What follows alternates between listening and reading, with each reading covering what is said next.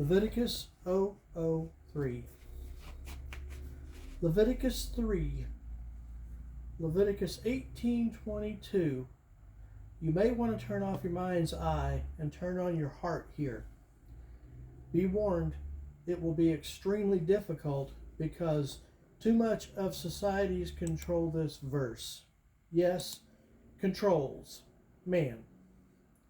Man usurps on the word for gay to be used instead to represent two men together. This theory is incorrect according to God's word, but since when do we listen to God where we can assert our own values and push past and just push?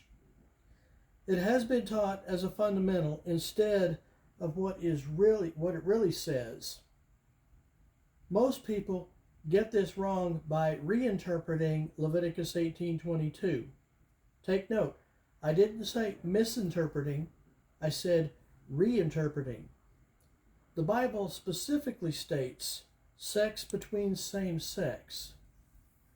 Gay individuals are man's own concept. Here is where I feel like getting up on a soapbox for a minute because man is trumping God. In Genesis 2:23, it states they were naked and unashamed. Satan brought man shame. It wasn't God. Genesis 3:11, God asked, "Who said you were naked?" In essence, since when was being naked a shame? Satan brought it on man. Now, let's take this a step further and take a look at the English dictionary. The word gay meant happy, carefree, no cares. The most beautiful, magical, and natural event is the rainbow. God used the rainbow to represent the reminder of a covenant between him and man when Noah landed on Mount Ararat, to be a symbol of God telling man that God would never do that again. The final word in the English language that has been severely corrupted is slept together.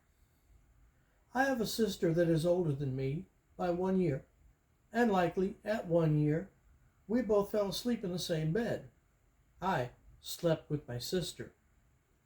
Unnatural events are taking on words that are totally and completely out of context, and society has made it that way.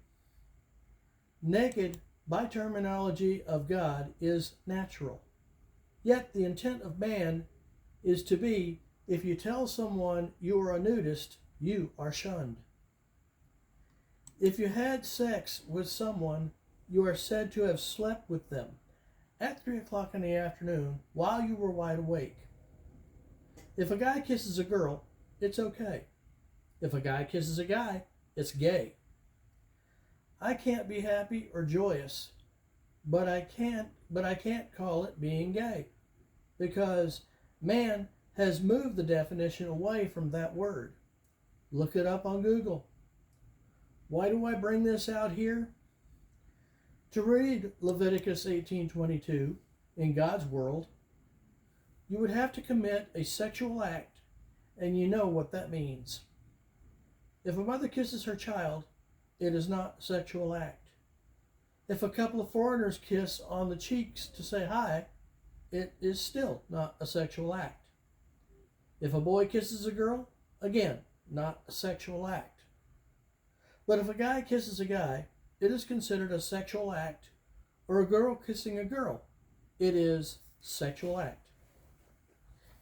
It sounds to me as if man is trying to trump God again, or to make what may have been considered a friendly gesture something nasty, like nudity. To be in a car yelling vroom vroom with your foot on the gas pedal and turning the steering wheel right does not mean you are driving the car. Don't give me a speeding ticket for looking at a Corvette. Don't accuse me of being gay because I held my brother's hand at 5 years old. or even at 25 years old. That isn't what God said. That is what man said. The only time something like this was not permitted is if you are around new Christians and their minds are still on man's way of thinking. This is so you wouldn't mislead them about you as stated by Paul. He was talking about drinking and thinking you were a drunk, but the same rules apply. Lastly, making God's most wonderful act that represents his solidarity with man to now be the symbol of what man calls Leviticus 18:22, when actually it's just how men and women choose to get along in society, and is an abuse of man's trying to push, man-made values, and much like the Jim Crow era, should not be accepted. To use God's rainbow as an icon of Leviticus 18:22 is an absolute shame. If a man talks with men easier than women, or the rules reversed, it is considered gay, although absolutely no sex is involved. This is a horrible thing to teach children. The Bible doesn't say you can't associate. It says you can't have sex with.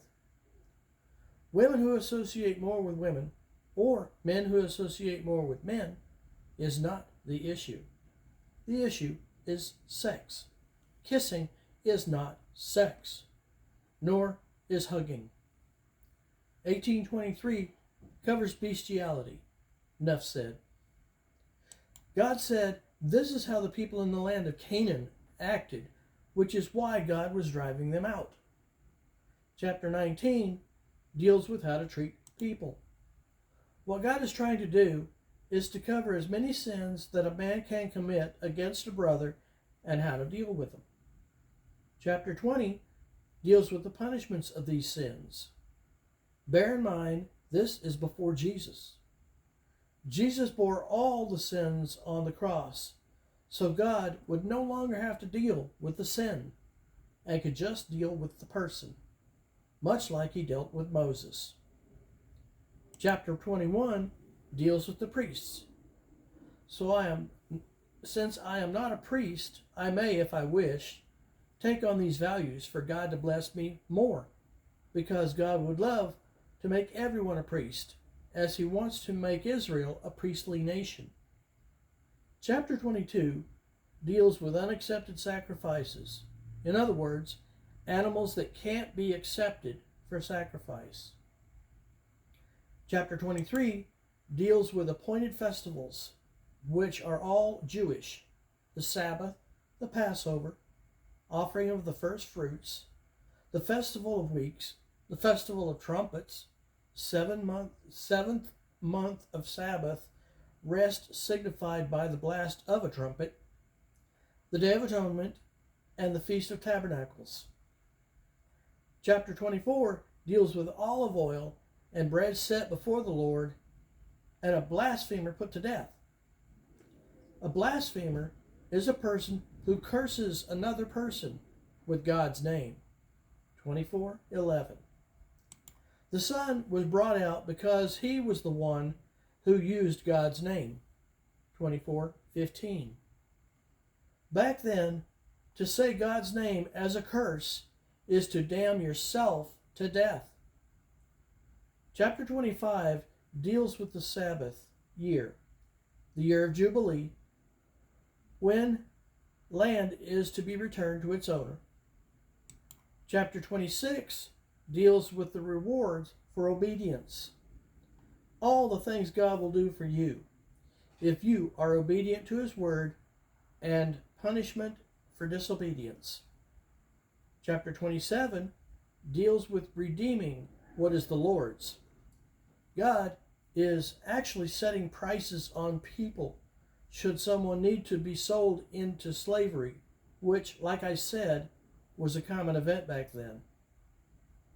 It also deals with land in the year of Jubilee, when land is to return to its original owner. This is the book of Leviticus in a nutshell. It went quick, But as was said in the beginning, it is the smallest book because it deals with travels. It doesn't deal with travels.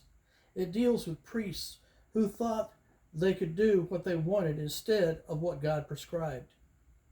Then I covered my rant about the abuse of the English dictionary and how society is trying to dictate what once was good in God's eyes. The rainbow being naked and making them ashamed, or an icon to mean something entirely out of context, or maybe never falling asleep again, lest you be accused of having sex. That confuses me. This will end my rant.